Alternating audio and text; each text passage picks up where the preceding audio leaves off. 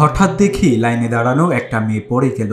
এরপর কয়েকজন নারী দ্রুত ধরাধরি করে তাকে তুলে ভ্যান গাড়িতে শুইয়ে দিয়েছে। তার কানের মধ্যে একটি শলা ঢুকিয়ে জ্ঞান ফেরানোর চেষ্টা করলাম। দেখলাম কোনো সারা শব্দ নেই। মেয়েটি পুরোপুরি অজ্ঞান। কথাগুলো এক নিঃশ্বাসে বলে গেলেন ভাসমান ক্ষুদ্র ব্যবসায়ী হারুন শেখ। ঘটনাটি গতকাল সোমবার রাজধানীর তেজগাঁওয়ের বেগুনবাড়ি এলাকার দীপিকার মোড়ের। সরকারি সংস্থা টিসিবি গতকাল সোমবার সেখানে সাশ্রয়ী দরে ট্রাকের মাধ্যমে পণ্য বিক্রি করেছে। ট্রাকের পাশেই তিনি ভ্যানে করে বিভিন্ন ধরনের প্রক্রিয়াজাত খাদ্য বিক্রি করছিলেন। এই ভ্রাম্যমাণ ব্যবসায়ী বলেন, মেয়েটি পড়ে গেছে দেখে আমি আর লাইনে দাঁড়ালাম না, তাকে তোলার চেষ্টা করলাম। ট্রাক থেকে কয়েক ফুট দূরে একটি ভ্যান গাড়ির ওপরে মুখে মাস্ক পরে বসে থাকা এক নারীকে হাতের ইশারায় দেখিয়ে হারুন শেখ বলেন, এটি সেই মেয়ে। তার কথার সূত্র ধরে আলাপ হয় ওই নারীর সঙ্গে। তার নাম সানজিদা বেগম। বয়স হবে আনুমানিক 20 থেকে 22 বছর। পশ্চিম নাখালপাড়ার বাসিন্দা এই নারী 3 মাসের অন্তঃসত্ত্বা। নাখালপাড়া থেকে দীপিকার মোড়ের দূরত্ব প্রায় 3 কিলোমিটার।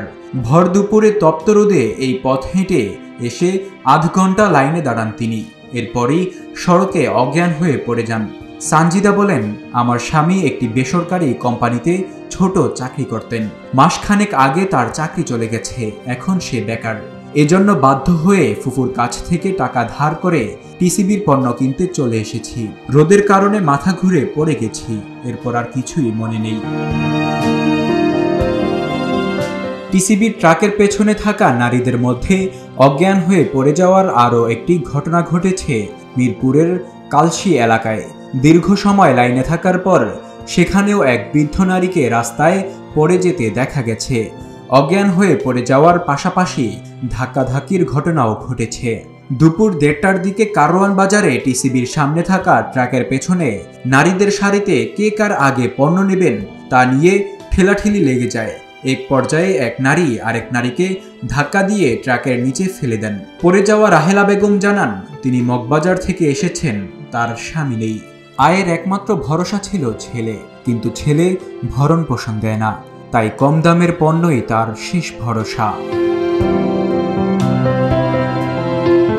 নিত্যপণ্যের দাম বেড়ে যাওয়ায় নিম্ন আয়ের মানুষের জন্য পরিবার কার্ডের পাশাপাশি গত 24 অক্টোবর থেকে ঢাকা মহানগর ও চট্টগ্রাম মহানগরে ট্রাকের মাধ্যমে ভর্তুকি মূল্যে পণ্য বিক্রি কার্যক্রম শুরু করে টিসিবি। 31 ডিসেম্বরের পর এই কার্যক্রম বন্ধ করে দেওয়া হয়।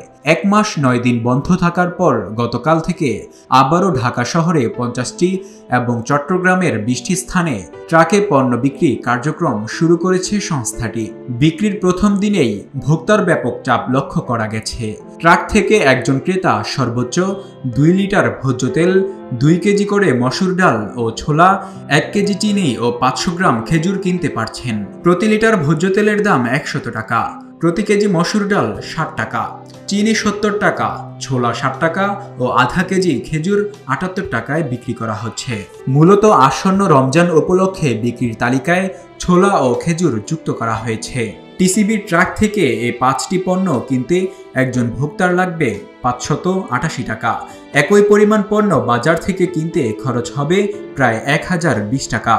সেই হিসেবে একজন ক্রেতার সাশ্রয় হয় 432 টাকার মতো।